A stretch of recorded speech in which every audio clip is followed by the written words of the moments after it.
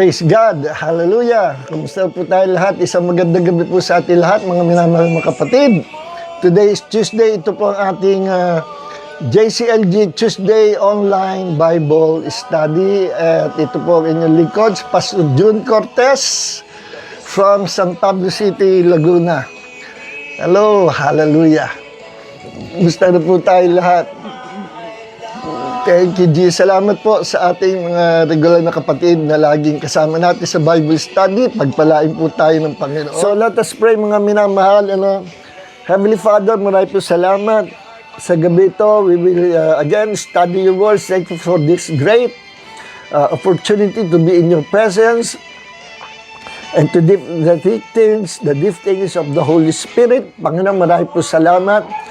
We will dig and dig and dig the treasures, the spiritual treasures na nakabaon sa kalaliman, kadiliman, at ito pagliliwanagin mo. This treasure is walang iba kundi the Word of God. Thank you, Lord. Hallelujah. For teaching us to dig the Word of God, the treasures, the incorruptible treasures na pinagkaloob mo sa amin. Walang kapantay ang yaman ng salita ng Panginoon. There is also power in your words that kapag iyong pinakawalan, every time you release your words, there are miracles happening, Lord, sa lahat na tumatanggap ng iyong salita at nananampalataya. And right now, heal those who are sick and strengthen those who are weak. Thank you, Jesus, for your incorruptible seed, the word of the living God. Thank you, Lord. Lord, Father God, in the name of Jesus, anoint your people with the fresh anointing of wisdom and revelation for the glory of the name of Jesus. Thank you, Holy Spirit. Amen, amen, and amen. All right. Salamat po sa walang kamatayan, forever, everlasting, eternal song ni Pastor Luis Boy Baldomaro. Ang topic po natin is about the name of Jesus. Alam mo, malawak pag-aralan ang pangalan ni Jesus. Pero ang title po nito, Who Can Call Upon the Name of Jesus? Sino lang ang makakatawag o sino ang makakatawag sa pangalan ni Jesus? Talakayin po natin ito kasi may nag-disciple sa akin, okay ba, bago pa manampalataya, co-office mate ko po siya, malaki ang tanda niya sa akin. Dinisciple niya ako during break time. Pupunta ako doon sa kanyang lungga. Ang lungga niya, ano siya ang tawag dito. Nag-ooperate siya. Nagtrabaho pa ako sa GMA. Ang trabaho niya ay projectionist. Nagpapanda projector. Pag darating yung mga board of censor, uupuan yung pelikula, titingnan ko alin doon ang isa-censor, siya yung nagpapatakbo ng projector. So, during break time o free time, lagi akong pupunta sa kanya at kami nag-uusap sa salita ng Diyos. Tuwa kasi sobrang hunger and thirst ko noon sa salita ng Diyos. That was year 1978. At wala akong kaalam-alam pa tungkol sa salita ng Diyos. Kaya naghahanap ako ng tao na matured sa salita ng Diyos na tutulong sa akin na maunawaan kong Biblia. So, dinisciple niya ako. Tapos, bandang uli, nakakita ako ng church. Sabi nung hipag ko, ay, ikaw pala nabalita ko, nagbabasa ka ng Bible. Kaya ang problema ko, sabi ko, hindi ko maintindihan yung ibang passage. Lagyan nga ako ng mapagtatanong, hindi problema yan. Umaten ka doon sa church ni Inay, dito sa street na ito, sasabihin ko, kung ika-attend, sasabihan ko na abangan ka, para may kakilala ka doon. Pagdating ko doon, umaten ako nung Sunday, at nakilala ko yung pastor, nakapakinig ako sa salita ng Diyos, dinisciple din niya ako. Kaya dalawa yung nag-disciple sa akin. Pero magkaiba sila ng doktrina. Itong isa nag-disciple sa akin, cessationist. Yung una, yung kaibigan ko si Channel 7. Ito namang naging pastor ko, Pentecostal continuationist. Ako'y nalito nung umpisa kasi magkakontra. Itong isa, cessationist, hindi naniniwala sa miracle. Sa hindi naniniwala sa gifts of the Spirit. Ito naman Pentecostal pastor ko, naniniwala sa miracle. Wala raw pinagbago kung ano nasa Book of Acts, kung anong nababasa ko, yun din ang ginagawa ng Holy Spirit. Okay, bandang huli na-realize ko, pinag-aralan, tinimbang ko, mas tama yung sa pastor ko, Pentecostal. Why? Alam nito kaibigan ko no sa GMA, ang mahusay siya sa salita ng Diyos. I tell you, memorize ang buong Bible. Para siyang living concordance or walking concordance. Sasabihin ko sa kanya, Ben, saan sa Bible yung ganito, ganyan? Dito yan. Saan sa Bible yung ganito? Dito yan. Pag nagtanong ka about doctrine, wala siyang gagawin kundi magbukas sa Bible, kaliwa, kanan, kaliwa, kanan. Kaya yung Bible niya, luma-luma na eh. Laging Word of God ang kanyang isinasagot. Kaya lang, siyempre, hanga ka, akala mo, ang galing nito. Akala mo, lahat na sinasabi, tama. No? Pero bandang huli, nung tinimbang ko, natututo na ako, bandang huli kami na nagtatalo. Kasi sabi ko sa Ben, hindi ka naniniwala sa miracle. Paano yan? Yung mother ko, nung pinag-pray namin, merong goiter, kasi laki ng itlog ng manok. At naka-schedule na, ready for operation sa hospital ng FEU. Pero nung pinag-pray namin, after that, sa loob ng 1 linggo, napansin na lumiit. After 2 weeks, mas lumiit pa. After 3 weeks, mas lumiit. And within a month, totally, nawala yung kanyang goiter. So, paano yun? No? Paano ako, pinagaling ako ng parang sa tuberculosis. Paano yung na-experience kong miracle? Sabi ko, wala nang miracle niya, sabi ng kaibigan ko. Sabi ko, kaso nga naranasan ko. Kalokohan yung miracles, tapos na ang gawa ng miracle. Sabi ko, that's the works of the Holy Spirit. Hindi, tapos na ang gawa ng Holy Spirit, panahon pa yun ng mga apostol. Sabi ko, umalis na ba sa mundo natin ang Holy Spirit? Hindi naman niya masagot. No? So sabi ko, bakit gano'n? No? Magaling ito sa Bible, pero may mga sinasabi siya na pag binasa kong Bible, parang iba na. Iba. So, wag kayong basta maniniwala sa mga, kung sino mangangaral, magsasalita, hindi lahat na nangangaral, tama. Hindi lahat ng doktrinang mapapakinggan natin ay tama. Meron dyan, mali. Ang tama lang na, ang tama sa kasabihan, ang tama, hindi daw pala lahat ng gwapo ay nag-aartista. Yung iba, nagpapastor. Totoo po yan. Alright, biro lang. Ngayon, ganito. Kaya kayo mismo, pag alam mo, kagaya ko, nagtuturo tayo, titingnan nyo mismo sa Bible kung nandiyan yung sinasabi. Madami pong mga ngaral, ang gaganda, mapalabong, sounds very religious, pero wala sa Bible. Kagaya ng isang doctrine ng Calvinism. Paborito ko example, Calvinism. Marami po kaibigan mga Calvinist. Pasensya na mga friends.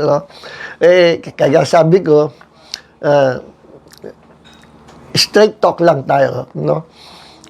Real talk lang. Kagaya sa doctrine ng mga Calvinist, hindi nila masagot talaga ito eh. Sabi nila, regeneration. Ano yung regeneration? Yung born-again experience. Regeneration comes first before faith.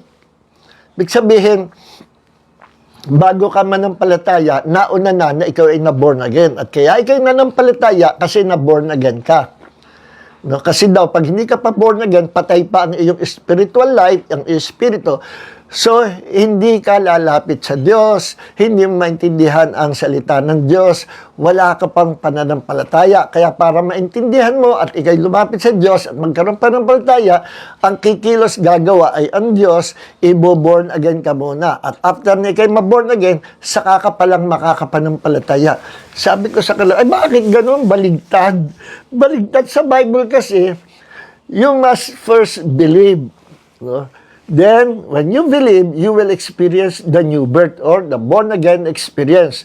At pag ikaw ay born again, regenerated, you have eternal life. Meron kang buhay na walang hanggan. Kaya sinabi sa John 3:16, whoever believes in the Lord Jesus Christ will not perish in hell but shall have everlasting life. Nauna lagi ang pananampalataya. Sabi ko, paano nangyaring nauna ang born again? Kaya sabi ko doon sa isang Calvinist, kadebate ko sa forum, sabi ko, ikaw ba naniniwala na mas una ang regeneration o born again experience kaysa sa salita ng Diyos? Before hearing the gospel, before hearing the word of God, nauna ba sa iyo? According to your doctrine of belief, nauna ba ang regeneration o born again before you hear the word of God and before you believe the word of God? Yes, oo daw. Sabi ko, sabi mo yan. No? Mamimili ka ngayon. Yung founder ng inyong paniniwala na sinusundan mo o the Lord Jesus Christ na siyang Diyos ng Biblia. Ano sinabi sa Bible? 1 Peter chapter 1 verse 23, na tayo'y ipinanganak hindi sa pamagitan ng binhi na nasisira, kundi sa pamagitan na tayo'y ipinanganak na magguli. No? We've been born again not by incorruptible seed, but by itama natin. We've been born again not by corruptible seed, but by incorruptible seed, by the word of God. Ano sabi sa Tagalog? Tayo ay regenerated, naka-experience ng born again experience, hindi sa pamagitan ng binhi na nasisira, kundi sa pamagitan ng binhi na walang kasiraan sa makatwid bagay ng salita ng Diyos. So, ano ka ngayon? Ako, ano ngayon ang paniniwalaan mo? Yung founder ng inyong reliyon o founder ng inyong doktrina? O yung sinabi sa 1 Peter chapter 1 verse 23 na hindi ka pwedeng born again unless you heard and believed the word of God. That is the Bible. Sa kanila, baligtad na kailangan mo na ma-born again. Paano yun? Kasi nga sa kanila, kaya ikaw ay na-born again, napili ka na. Nung unang-unang panahon, hindi ka pa tao, napili ka na ng Diyos para iligtas. At sa pagkagay napili, in the future, ibo-born again ka muna ng Diyos at saka ka makapananampalataya, saka ka palang makakaunawa ng salita ng Diyos. That is not Bible, mga kapatid. See, kaya ang gaganda ng ano niyan, ano?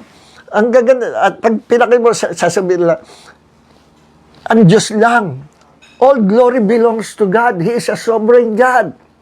Bakit mo sasabihin tayo may bahagi sa salvation? Ang lahat ng ang kaligtas natin ay lahat ang bahagi niya sa Diyos. Wala tayong nagawa. Napili lang tayong iligtas. Ayan. Sounds very religious. Sounds very nice. Pero unbiblical. Totoo yun. God is the source of our salvation. He planned. He is the author of salvation, the finisher of our salvation. Siya tumapos, siya nagplano. Ngayon, nagbigay siya ng responsibility sa tao to come to Jesus, to believe, and to receive Him as their Savior. Gaya ng ginawa natin. Okay. Now, kaya ako nabanggit yan, ingat po tayo. Pag kami nangaral, tingnan kagad natin. Is this biblical? Meron ba supporting scripture? Ang galing ng pastor nagpaliwanag. Grabe, ang galing talaga. Kaso, hindi supported ng scripture. Maraming magaling mangaral, pero hindi supported ng scripture. Alam nyo ba yung founder ng mga cult religions? Mga founder ng cult religions, dati nagsimula sila sa tama. Natapos sila sa mali. At tinaas sila kanya sarili, nagtayo si religion, glorifying themselves, natukso sila, nagkaroon ng pride, kaya mali-mali na itinuro niya. Nagsimula sila sa tama. At yung mga yan, napakahusay mangaral nung unang panahon. Then finally, they were deceived by the devil. Kaya ingat tayo, maging mga pastor, maging mga ngaral, nadideceive din. Pag hindi nag-ingat. Pag dumumi yung puso, madaling ma-deceive. Yes, hindi dadami yung mga relihiyon na yan. Kung hindi magaling yung pinaka-leader Mga magagaling mangaral, magaling yan. Akala mo lang. Pero iba na pala tinuturo. See? Kita niyo si Muhammad na ikalat niya sa buong mundo ang Islam. Ang tanong, totoo ba naman si Muhammad na lingkod ng Diyos? Totoo ba naman yung Quran na libro mismo galing sa Diyos? Ang sagot, siyempre hindi. Kasi isa lang ang tinawag ng Diyos to become the Savior of the world, not Muhammad. Isa lang din ang libro na binigyan ng Diyos para makita natin kung paano tayo maliligtas. And that is the Bible, not Quran. Yes, maraming madaling sabihin, ito ang tama, ito tagapagligtas. Pero anong prueba? Marami nga nagsasabi, ako ang Kristo. Ako ang sugo. Maging si Kibuli, sinasabi niya lagi, I am the owner of the world. I'm the owner of this planet. And I am the owner of your souls. And I am the way, the truth, and the life. Sabi ko, Lord, patigilin mo ang taong ito. Naaawa na ako sa kanya. Kaya lang talagang kulto na siya, pero naawa ko sa kanya. I-stop him, Lord. Stop him. Dadami pa ang mga followers na. Ayan, na-stop na nga. Pero mahusay ang mga aral sa Kibuloy. Pinapakinggan ko yun ng araw. Isa lang ang problem na sa doctrine dati. Oneness. Yun lang.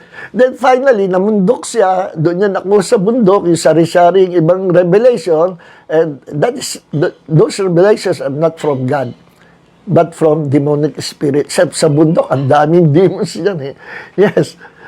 Isipin mo, dayain ka ng demonyo, sabihin, ikaw ay isinugo ng Diyos, you are the way, the truth, and the life. O, kinumpetensya mo pa si Jesus. Si Jesus lang ang pwede magkaroon ng ganyang title. The way, the truth, and the life. Okay. Nabanggit ko lang po yan. Let's dive into our topic. Umuunti na ang ating oras. Now, who can call upon the name of the Lord? Jesus. Sinong pwede lang tumawag sa pangalan ni Jesus? Sabi nung kaibigan ko na nag-disciple sa akin, John 7. Sabi ko, Ben, lahat ba pwede tumawag sa pangalan ni Jesus? Lahat ba pwedeng mag-pray in the name of Jesus? Hindi lahat.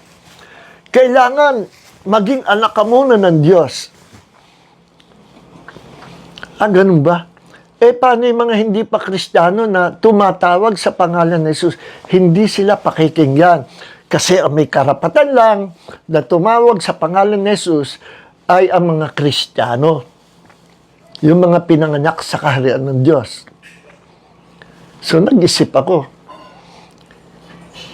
Ibig sabihin, pagka hindi pa Kristiyano, unbelievers, kapag nanalangin, hindi tutugunin ng Diyos. Yes, ang tutugunin lang, yung mga anak ng Diyos. Nag-isip ako, nabasa ko sa Bible, bakit yung Syrophoenician woman, remember that Syrophoenician woman, she was a Canaanite, may lahing Greek din daw, according to Bible scholars, lumapit kay Jesus dahil yung kanyang daughter, yung kanyang anak ng babae, inaalihan ng demonyo. At nagmamakaawa siya kay Jesus. Sabi niya, Jesus, tulungan mo ang aking anak, nag-demon possessed. Umpisa, hindi mo na siya pinansin ni Jesus. Tinetesting ang kanyang pananampalataya. Pero ayaw niya umalis sa paanan ni Jesus. Lord, please. At sinagot siya ni Jesus, alam mo, babae, ang tinapay hindi binibigay sa aso. Yung dog, pet dog, hindi yung asong palaboy. Pet dog, yung inaalagaan sa bahay na may right din na kumain dahil pinapakain ng amo niya. Sabi na, babae, ang tinapay hindi binibigay sa aso, kundi ang point ni Jesus, ang blessing ng Diyos for Israel only. Kasi at that time, before Jesus died and was resurrected, ang mission ni Jesus, ang mission ni Jesus, hindi yan pang whole Gentiles. His first mission was to Israel, for the Jews. Totoo yan. At nag-start yung kanyang ministry all over the world, nag-expand ang kanyang ministry, inabot pati mga Gentiles, nasa Bible yan, nung siya ay namatay at muling nabuhay. Kaya sabi ni Jesus sa Israel, mga tiyatag ng tupa niya, mga Jews, may mga tupa na wala sa kawan na ito. Wala sa grupo ng Israel. At ang mga tupa na yon ay akin din naman tatawagin para isama sa kawan na ito at maging isang kawan na lang. Maging isang sheepfold na lang.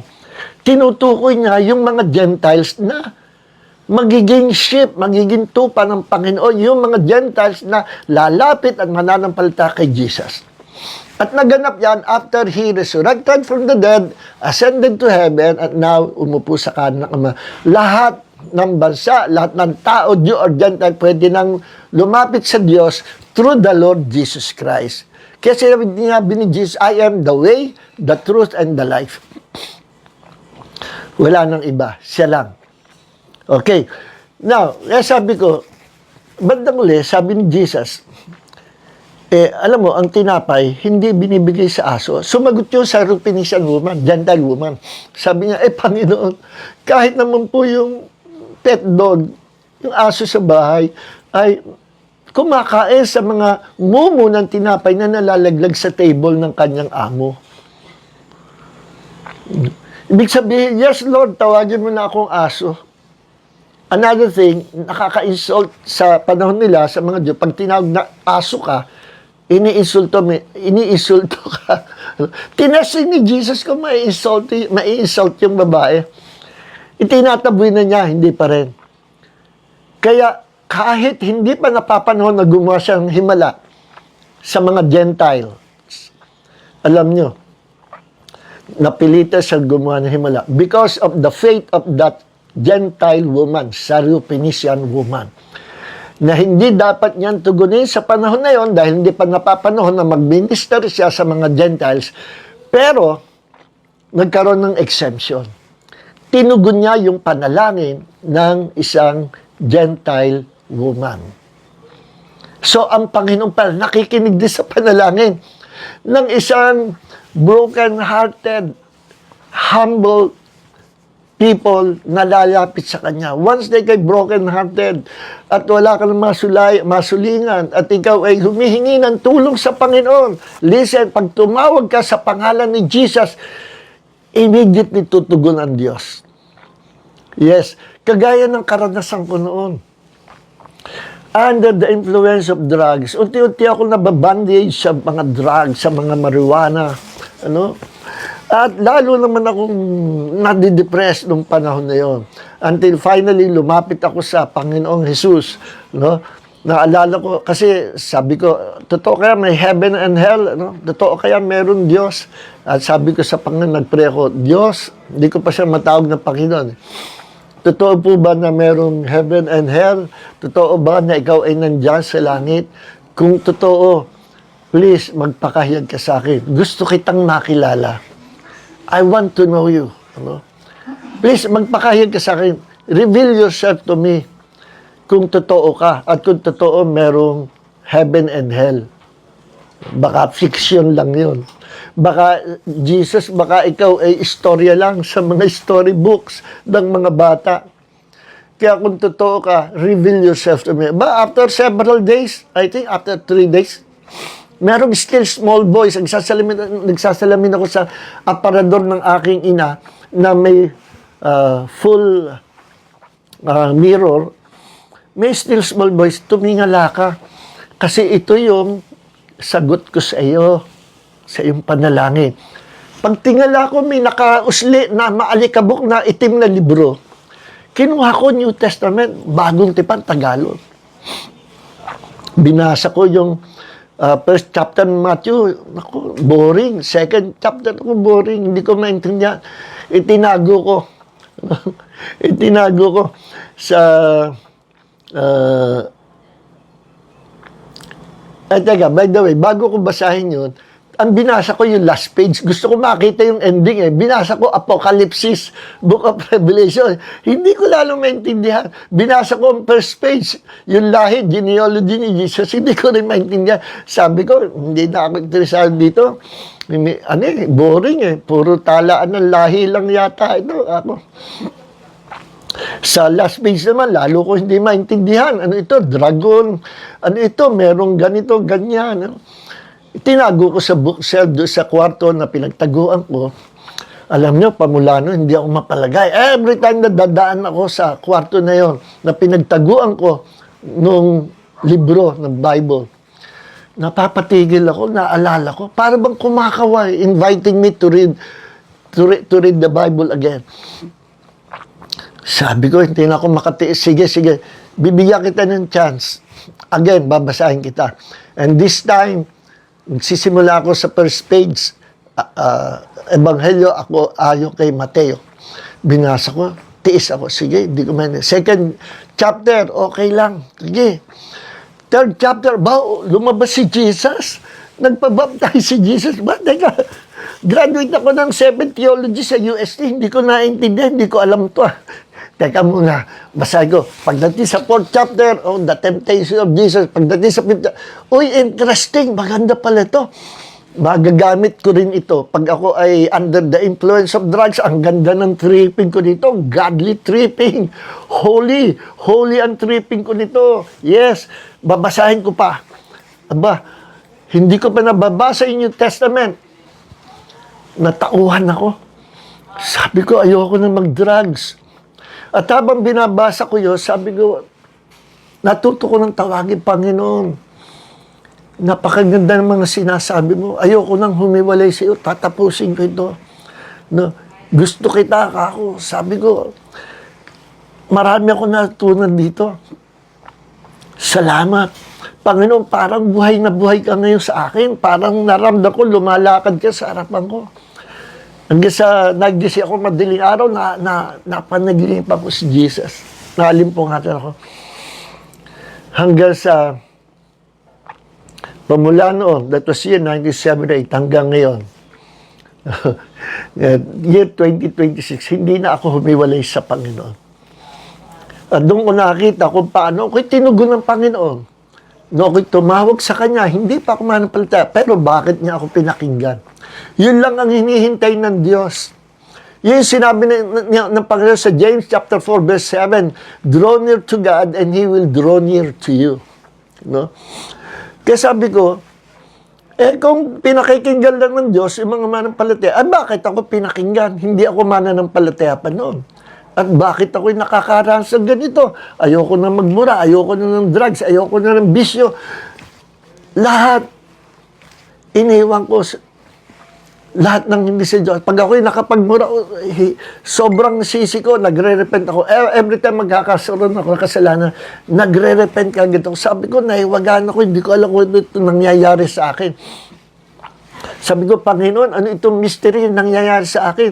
Parang nagiging banal ako. The more I read the Bible, the more nagiging holy yung pagkatao ko. Then finally, yung ka-office mate ko, secretary ng Office of the President sa GMA noon, sabi, Nes, nakita ko, nagdadala kang Bible, nagbabasa kang Bible. Oo nga, ako, bagito lang ako, gusto mo isama kita doon sa youth center namin. Meron pala sila youth center. Sige, punta kami sa Moraita, sa Kay Alpha, ay puro kabata. Sabi ko, ang dami pala namin. Akala ko nag-iisa ako sa mundo na may ganitong karanasan na nai-inlove sa Diyos. Pamula noon, ang buhay ko hindi na naging gaya ng dati. So, ibig sabihin, maging ang Diyos nakikinig din kapag ang isang tao hindi ka mananampalataya. Pero pag lumapit ka sa Kanya with a humble heart, pwede ka tumawag sa pangalan ng Panginoong Jesus. Listen sa scriptures natin. Romans chapter 10 verse 13. For everyone who calls on the name of the Lord will be saved.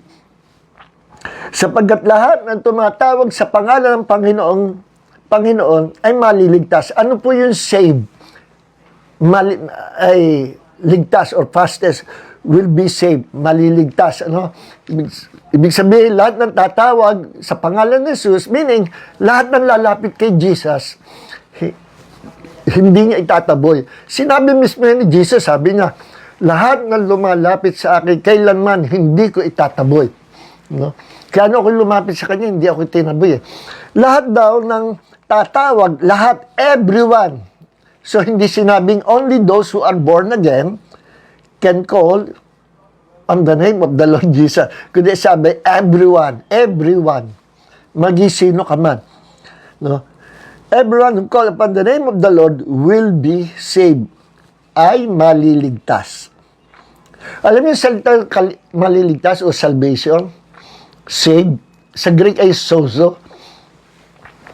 Nang meaning niyan, malawak ang meaning niya. Kaligtasan sa impyerno, kaligtasan sa mga demonyo, demonic attack, kaligtasan sa kagutuman, sa pangangailangan, kaligtasan ng iyong katawan against all those sickness and disease, kaligtasan sa lahat ng panahon ng panganib, kaligtasan sa mga pangangailangan, kaligtasan, name it, all kinds of kaligtasan. Not only salvation in hell, kundi sa lahat ng pangangailangan. Nandyan ang pangalan ni Jesus, ready to hear us, ready to bless us. Just call on the name or call upon the name of the Lord Jesus Christ and you will be saved. So yung saved, sozo, sa Greek means lahat ng klaseng kaligtasan. But first, salvation from hell. Kaligtasan mula sa impyerno. Kaligtasan sa impyerno. No? Kaligtasan sa lahat ng panganib. Kaligtasan sa sakit karamdaman. Yan po yung sozo. Okay. Now, tingnan natin ito. Sabi dito, Acts chapter 2, verse 21, and everyone who calls on the name of the Lord, aparepalasya, Lord will be saved.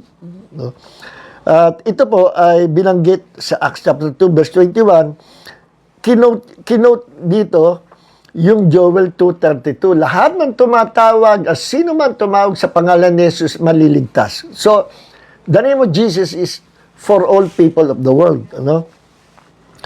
Ang unang pagtawag natin, yung kailangan nating ma-born again. Yan. Pag ikay born again na, naku, may complete, free, complete access ka sa kingdom of God. May free access ka sa all God's provisions, all the blessings of God. Meron kang access. Because you are now a child of God, ikaw ay bahagi ng kaharian Diyos, minana mong kaharian Diyos, so, lagi kang pakikinggan ng Panginoon. Okay. Alright. So, kasi akala ng iba, ang pakikinggan ng Diyos, yung mga religious leaders, pastor, o yung matatagal na sa pananampalataya, ang pakikinggan lang ng Diyos, yung mga taong perfect, banal, walang kasalanan. Pero alam nyo, pinakikinggan din pala ng Diyos kahit makasalanan.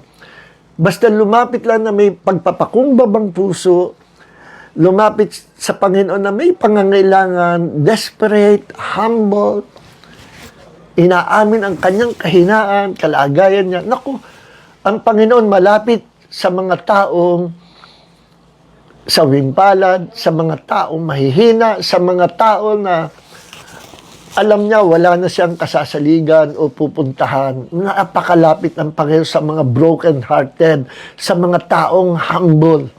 Diyan na-attract ang Panginoon. Napakalapit na.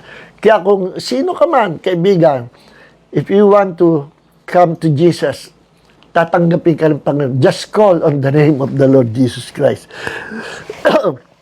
Now, sabi dito, walang restriction ito. Everyone can call upon the name of the Lord. Tingnan niyo sa Bible yung thief, yung criminal na nasa isang side ni Jesus. No? Yung isa mamamatay na nang iisulto pa kay Jesus. Kaya anak ng Diyos, bumaba ka dyan. Pakawalan mo rin kami. Sabi ng isang kriminal, nasa huling hantungan ng kanyang buhay, hey, tumigil ka dyan. Tayo, karapat dapat mamatay dito sa krus kasi mga kriminal tayo, masama tayo. Pero siya, wala siyang kasalanan. At sabi niya kay Jesus, tinawag niya na Lord sa New King James, sabi, Lord, alalahanin mo ko pagdating mo sa iyong kingdom, sa iyong kaharian. Abay, nanampalataya, tinawag pa niya na Lord. Lord. Meaning, he believed and he received Jesus to be his Lord. At nilingon siya ni Jesus at sinagot siya. Ngayon din, kakasamahin kita sa paradise. Immediately, ibinigay ng Diyos ang answer sa isang taong makasalanan na tumawag sa kanyang pangalan. Yun po yung magnanakaw, yung kriminal, ewan ko anong kasalanan, basta kriminal yun. No? Sabi nila, ay sa tradisyon, magnanakaw, anong mang kasalanan niya. So, nandun yung magnanakaw, kriminal, dininig ni Jesus, nandun yung Samaritan woman na isang, alam nyo, Samaritan, mestizo Jew yan. Kino-consider ng mga Jew, hindi naman kayo mga Hudyo. Pinagtatabuyan nila, ayaw nila papasukin sa templo to worship God. Ang mga Jew, spoiled yan.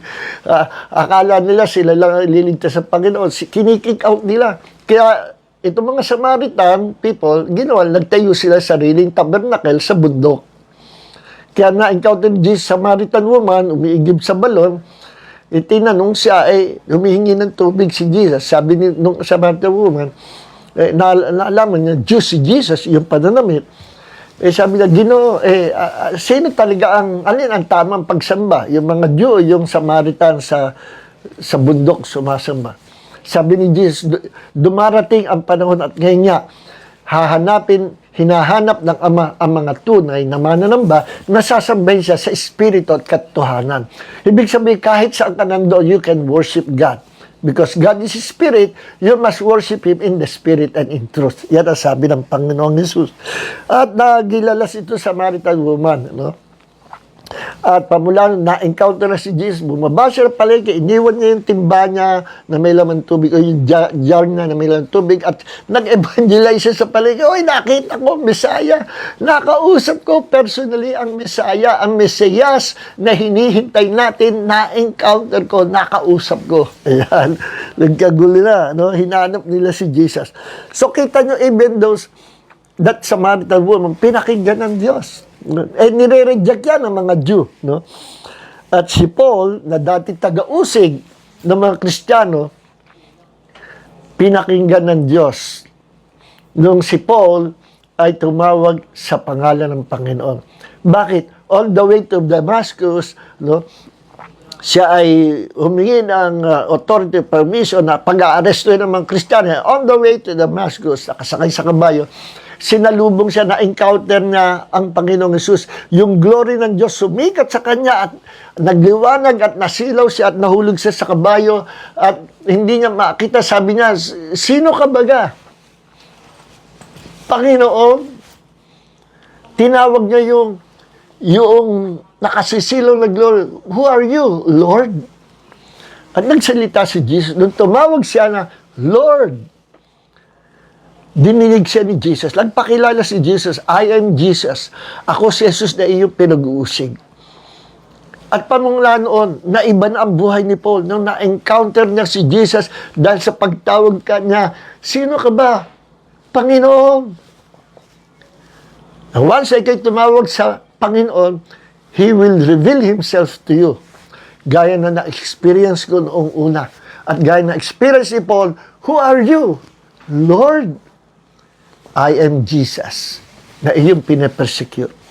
Pamula noon, naging Kristiyano si Paul, nabulag siya, pero pinagaling siya ng Panginoon, through the servant of God, ipinadala si Ananias, nilayan siya at siya gumaling. Pamula noon, hindi na siya persecutor ng mga Kristiyano, kundi supporter na at siya pa'y kasama ng mga Kristiyano nangangaral ng salita ng Diyos.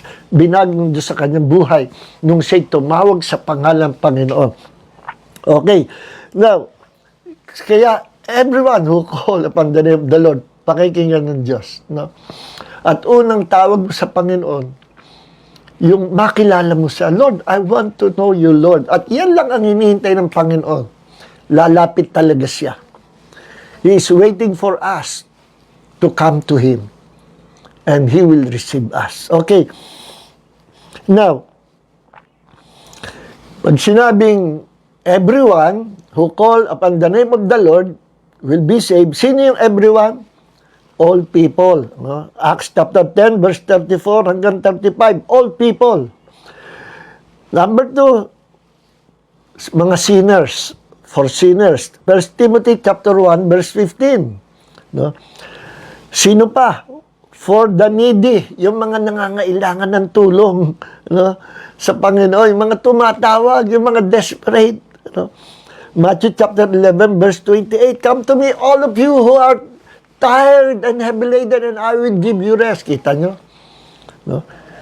So, ipagtawag sa Panginoon sa lahat ng nangangailangan. And for the humble, Isaiah 57, verse 15. God is with the lowly or with the humble. No? So, okay. Now, ang key question is this. Whose name are we going to call? No? Kasi kailangan malinaw na malinaw ito. Sino yung pangalang tatawagan natin? Kasi baka akala ng iba, lahat ng founder ng religions pwedeng tawagan. No? No? Hindi ito, hindi yung ang tinuturo ng Panginoon, hindi yung pagtawag kay Buddha, hindi pagtawag kay Muhammad, hindi pagtawag kay Confucius, hindi yung pagtawag sa iba-ibang mga Diyos, hindi yung pagtawag sa mga founders ng mga religions, kundi pagtawag sa pangalan ng Panginoon.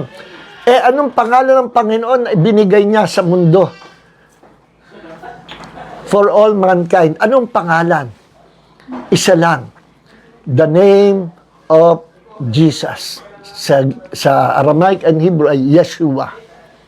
Yan ang pangalan binigay ng Diyos sa atin to provide salvation, to provide blessing, to provide God's provisions, to provide healing, deliverance, salvation. Only the name of Jesus. Yes, pangalan lang ni Jesus. Alam nyo, sa Old Testament, ang mga Jew, pag gusto, ano yung gusto nyo pangailangan, tumatawag sila sa pangalan ng Panginoon.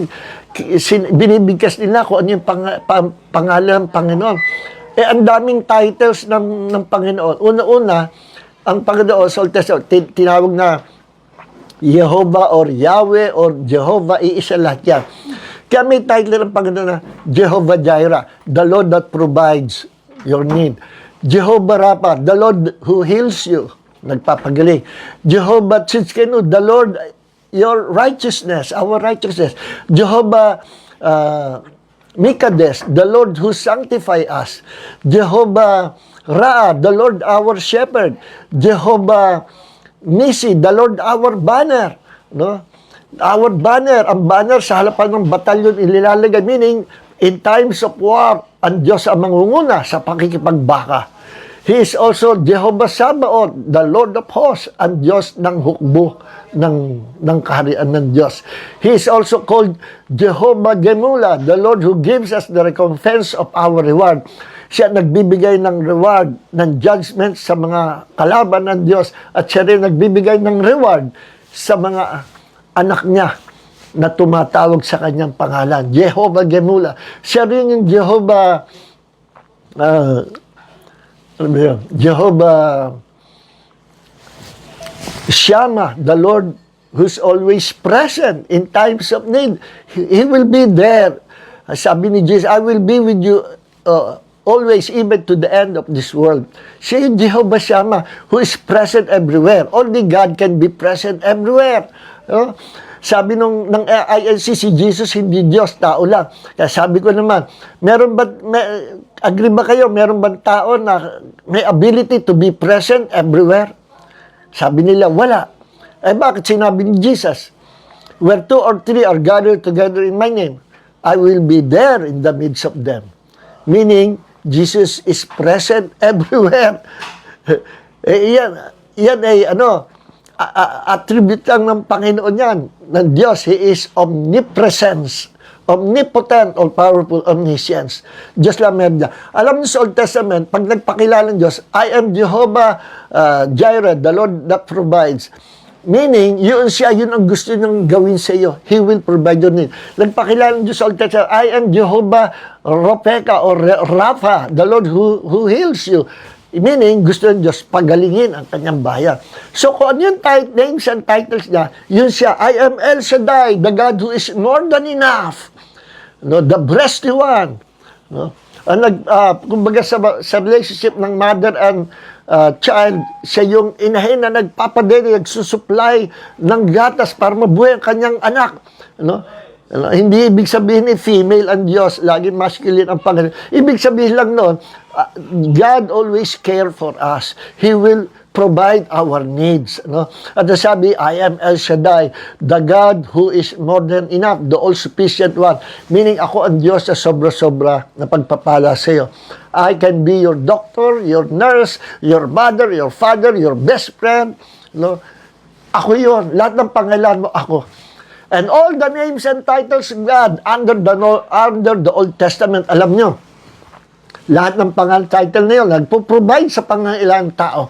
Pagpasok ng New Testament, under the New Testament, si Jesus ang gumawa ng bagong tipan. And under that New Testament, na tinadag ni Jesus, when He died and resurrected from the dead, under the New Testament, isang pangalan na lang ang binigay ng Diyos para sa lahat ng tao, na kanyang tatawagan. Pwede mo nang hindi tawagan, Jehovah Rapha, Jehovah Tsidkenu, Jehovah Shalom, Jehovah Nisi, Jehovah. Hindi mo na kailangan isa-isahin pa. Bakit? Sa isang pangalan na ibinigay ng Diyos sa buong mundo na pwede mong tawagan, package na, nandoon na lahat. El Shaddai, Almighty God, Jehovah Rapha, Diyos nagpapagaling, Diyos nagpo-provide, Diyos na laging present, Diyos, lahat ng katangian Diyos, lahat ng provision ng Diyos, all the blessings of God's kingdom, all the riches and wealth of God's kingdom, all the power of God's kingdom, naka-intact sa isang package na lang. And that package is the name which is above every name. And that name is the name of Jesus. Yan ang tatawagan natin. Not Muhammad, not Buddha, not Confucius. No? Yan lang ang tatawagan natin. Dahil siya ang ating Diyos, siya ang lumikha ng lahat ng bagay. He is present everywhere. At bakit si Jesus lang ang ating tatawagan? Sapagkat siya lang ang tunay na Diyos. At siya rin. Teka, how about Pastor, si Virgin Mary, nanay ni Jesus yan. Hindi yan pahihindihan ni Jesus. Pag tayo nanalangin kay Virgin Mary, how about Paul? Si Paul ay naging matapat ang lingkod ng Diyos. Lalo sa Peter at si John, si St. John, St. Peter, St. Paul. Hindi ba natin pwedeng tawagan yan? Mga tapat na lingkod yan ng Panginoon. Hindi po pwedeng tawagan. Bakit? Ang turo ni Jesus, tatawag ka sa Diyos, hindi sa tao. And all those saints together with us. Alam niyo ba tayo, buhay pa tayo, tinatawag tayong saints sa Bible. Ang saints sa Bible, yung mga buhay. At yung mga nauna nang namatay na mga nabuhay noon, saints sila. Yes, Vatican lang naman nagpauso ng ang saints ipatay eh. Ipoproclaim ng ng Pope, ito, saint na ito. No? Tapos, ang daming saints. Bata pa ako, bigla narinig ko sa radyo, ay maraming inalis ang Vatican ng mga saints. Bakit? Hindi raw pala totoong mga saints yun. Sa tindahan namin, may sticker ni Saint, sino ba yun? Saint Christopher. Nakakasama si Saint Christopher sa hindi saints. Si Saint Christopher, I think siya ay panalanginan ng mga tao nangangailangan ng protection sa travel, kung hindi ako nagkakamali. Pag nagta-travel ka, tumawag ka kay Saint Christopher. Listen mga kapatid, hindi tinuro yan ng Diyos. Hindi tinuturo ng Diyos na tumawag sa pangalan ng mga tao. Even sa pangalan Virgin Mary. Why? Because Virgin Mary was also a human being like us. Ginamit lang talaga ng Diyos ang kanyang bahay bata para isilang ang Mesaya at ang Diyos makapagkatawang tao. Yun ang purpose niya. Bukod dyan, wala na. See? So, pag tayo tatawag sa Diyos, diretso sa Diyos, yun ang gusto ng Panginoon. Listen, At magtatapos na po tayo. Sabi dito, ni Jesus, John chapter 14, verse 13 and 14. And whatever you ask in my name, this I will do, so that the Father may be glorified in the Son. If you ask anything in my name, I will do it. No? Bakit kayang gawin ni Jesus ang anumang ating hingi sa Kanya? Bakit kayang gawin ni Jesus at bakit kayang pakinggan? Pag nagsabay-sabay ba mga tao sa buong mundo na nanalangin sa pangalan ni Jesus, mapapakinggan ba na? Of course. Bakit? Because He is God. Kaya sinasabi ko sa ALC, bakit pag sa lahat nanalangin sa pangalan ni Jesus, papakinggan ni Jesus? Meron bang tao na kayang pakinggan ang panalangin ng buong mundo? Wala. Only God can do that. Kaya bang gawin ni Muhammad yan? Makinig sa panalangin ng mga followers niya? Hindi. Bakit? Muhammad was just a human being. Buddha was just a human being. Confucius, lahat ng mga yan ay founder mga religions of the world. Dumami ang mga yan.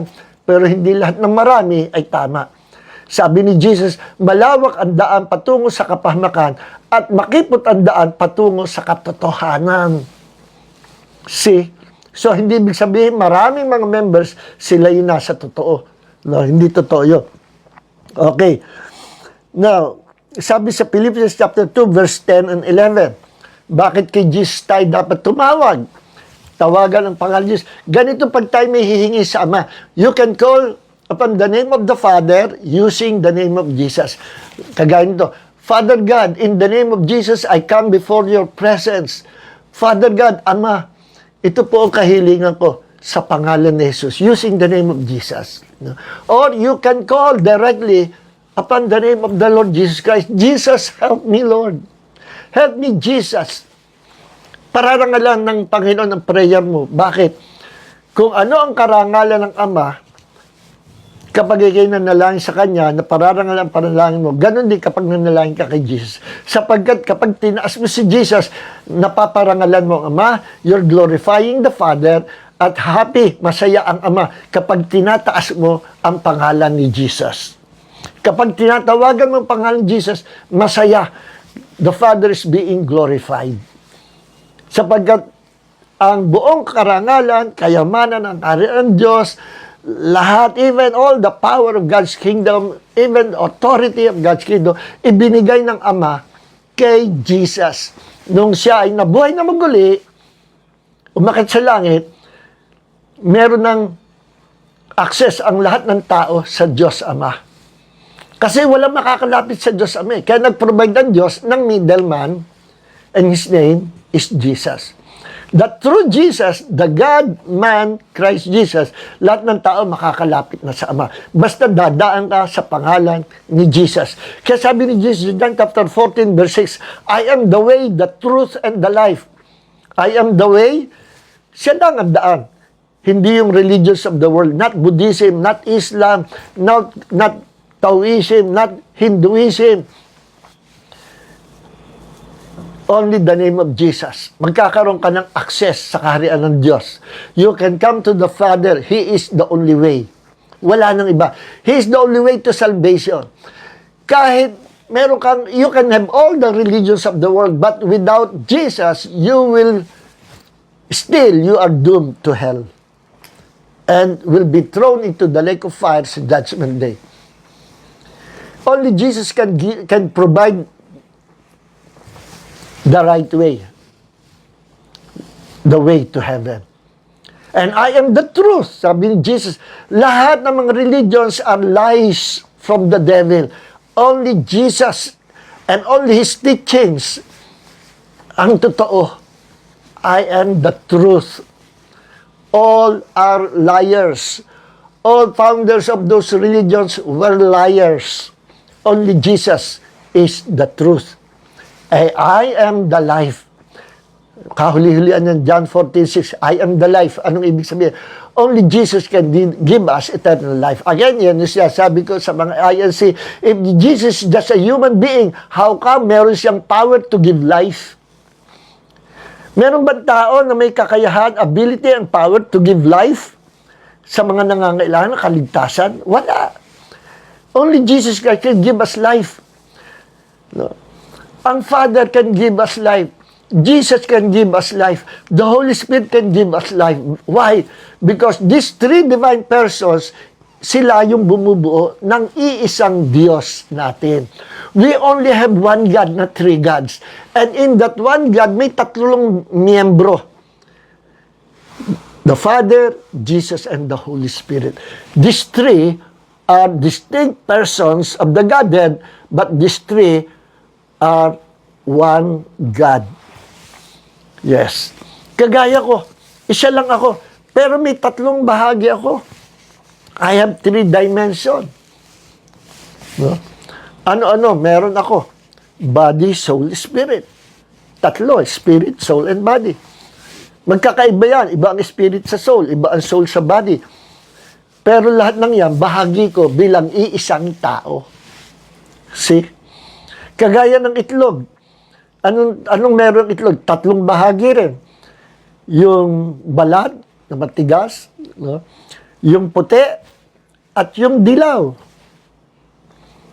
Iba yung dilaw na itlog, iba yung puti, iba yung sustansya ng dilaw na itlog, iba rin yung puti, at iba rin yung pinaka-shell niya, yung pinaka-covering. Na pag nabasag, lalabas yung laman. Tatlo rin ang isang itlog, may tatlo rin kalagayan sa cup. Pero iisa lang siya. Ganyan ang ating Diyos. Iisa, pero merong tatlong kumikilos sa loob ng isang Diyos. So kapag ikaw tumawag sa pangalan ng Panginoong Hesus, ang tinatawagan mo yung isang totoong Diyos, that one God of the Bible na merong three divine persons. See? At when you call upon the name of Jesus, call upon the name of the Father, parehas lang yan. At kung gusto mo na makapasok sa presence of God anytime, any place, anywhere, just call upon the name of the Lord Jesus Christ.